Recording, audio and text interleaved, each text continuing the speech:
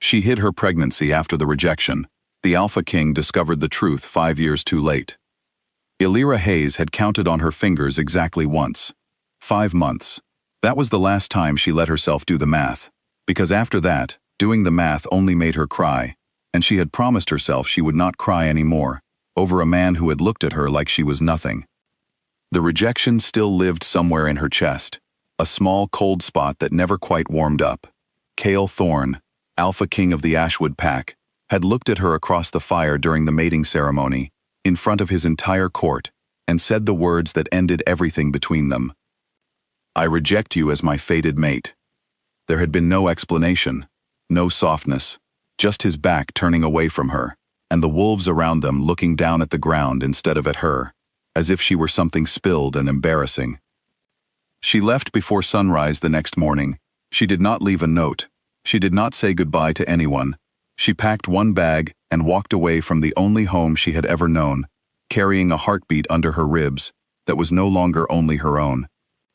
5 years later, she had built a small life for herself on the edge of a quiet human town. She had a little house with a crooked fence and a garden that never quite grew the way she wanted it to. She worked at a bakery on Main Street, kneading dough before the sun came up, and nobody there ever asked about her past. To them, she was just Elira, the quiet woman who made the best cinnamon rolls in town and always remembered how people liked their coffee. And she had a daughter, Wren. Wren was 4 years old, almost 5, with wild brown curls and eyes the color of storm clouds. She laughed easily and loudly. She asked 100 questions before breakfast, and she had absolutely none of her father's coldness in her. She was warm in a way that sometimes made Elira ache, because it reminded her of what love should have felt like, instead of what it had actually been. Elira had never told Wren the whole truth about who she was. She knew, deep down, that her daughter was not entirely human. She had used old pack remedies, quiet teas made from roots she remembered from her childhood, to keep certain things asleep inside her daughter for a little while longer. She told herself she was buying time.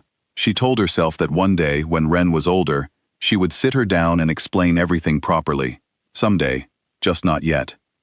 That someday arrived much sooner than she expected, and it arrived in the middle of an ordinary afternoon. Wren had gone outside to play with the neighbor's children, while Elira finished her shift at the bakery. It was a soft, golden kind of day, the sort where nothing seems like it could possibly go wrong.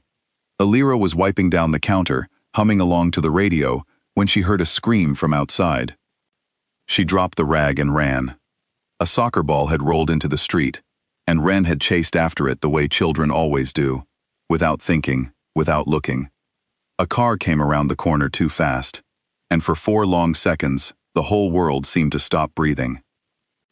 And then, something happened that nobody in that little town would ever forget. Wren put out her small hand, and the car stopped. Not because the driver slammed on the brakes in time, though he tried. The car stopped because a 4-year-old girl's hand met 2,000 pounds of moving steel, and held it there, frozen, as if time itself had paused to catch its breath. For just a moment, her eyes flashed gold. Then it was over. The car rolled back a few inches. The driver sat frozen behind the wheel, pale as paper. And Wren turned around, looking a little confused but otherwise fine, and asked her friend if they could keep playing. Someone had been filming on their phone from across the street, the way people always seem to be filming these days. By evening, the video had traveled further than Elira could have imagined. It reached message boards. It reached forums where people who knew about wolves and packs and things that did not appear in ordinary newspapers gathered to talk. And eventually, it reached a tracker working for the Ashwood Pack, who recognized something in that little girl's eyes that he had seen before, a long time ago, in a very different face. Kael Thorne arrived at the bakery just as Elira was closing up for the night. She heard the bell above the door chime, and she knew, before she even looked up, exactly who was standing there. Some things do not change in 5 years. The weight of him in a doorway was one of them. He was still wearing the dark coat he wore to important meetings, as if he had not stopped moving since he first saw the video. His eyes swept across the bakery, taking in the warm yellow walls, the smell of cinnamon still hanging in the air, and finally landing on the high chair tucked into the corner near the register. Above the register, taped to the wall, were 5 crayon drawings. Each one showed a woman with brown curls, labeled in careful, uneven letters, Mama. And in the corner of the last drawing, there was a second figure, smaller and less detailed, with no face colored in yet. Underneath it, in the same careful handwriting, was written one word, Papa. Kael stared at that drawing for a long moment before he spoke. "How old is she?" he said. It did not sound like a question. It sounded like something he already knew the answer to, and simply needed to hear out loud. 4, Elira said, keeping her voice steady. "Almost 5. She watched the math happen behind his eyes. She watched him count backward 5 years, to the night of the ceremony, to the fire, to the words he had said to her in front of everyone. "You were carrying her," he said slowly, "when I rejected you." "You didn't give me the chance to tell you," Elira said. She set down the rag she had been holding. "You didn't leave any room for it. You said your piece, and you walked away, and I was supposed to just accept that and disappear quietly, which, as it turns out, I did rather well." Kael crossed the small bakery in only a few strides, then stopped himself just short of reaching for her, his hands closing into fists at his sides, as if he did not fully trust what they might do if he let them relax. "I would have—" "You would have what, Kael?" Her voice finally cracked, just slightly, after 5 years of careful control. "Claimed her? Owned her? The same way you tried to own that rejection like it cost you nothing at all? You don't get to walk in here and decide what you would have done. You weren't here. You don't get her past. You only get whatever comes next, if I decide to let you have it." He opened his mouth to argue, and then closed it again, because he seemed to understand, for the first time, that she was right. The bell above the door chimed again. Wren ran in from outside, cheeks pink from playing, her soccer cleats still on her feet, completely unaware of the conversation she had just interrupted. She stopped in the doorway when she saw the tall stranger filling up the space in front of the counter. She did not run to her mother, the way Elira expected. Instead, she walked slowly toward Kael, tilted her head back to look up at him properly, and studied his face with the frank curiosity that only small children seem to possess.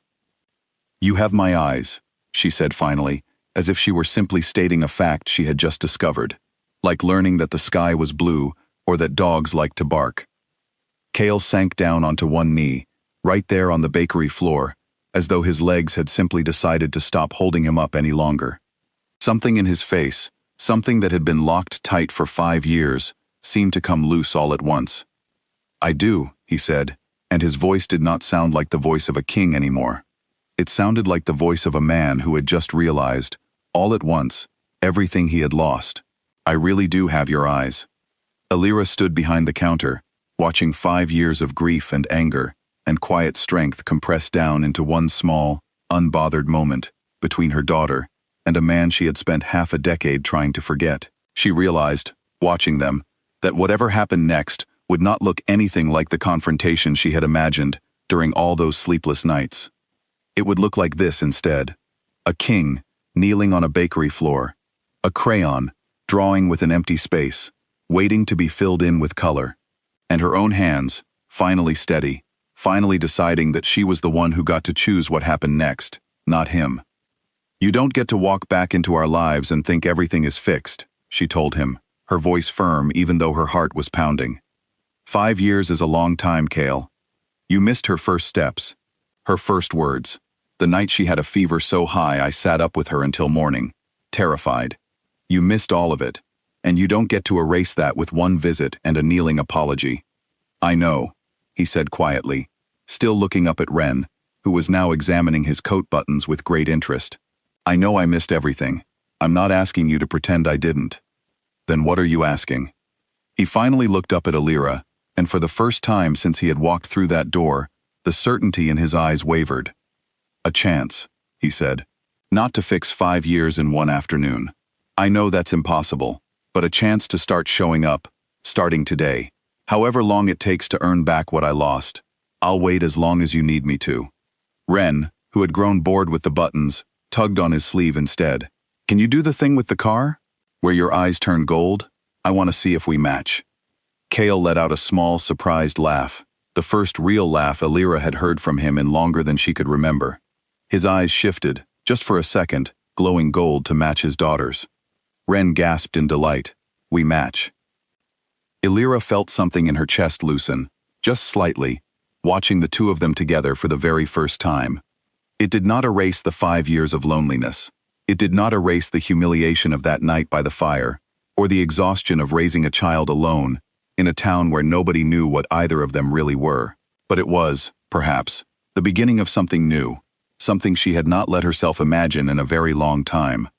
You can stay for dinner, she said finally, surprising herself with the words. But that's all I'm offering tonight. Dinner, nothing more.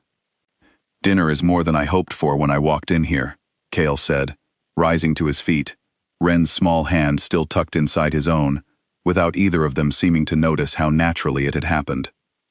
As Elira turned to lock up the bakery, she allowed herself, just for a moment, to imagine what tomorrow might look like.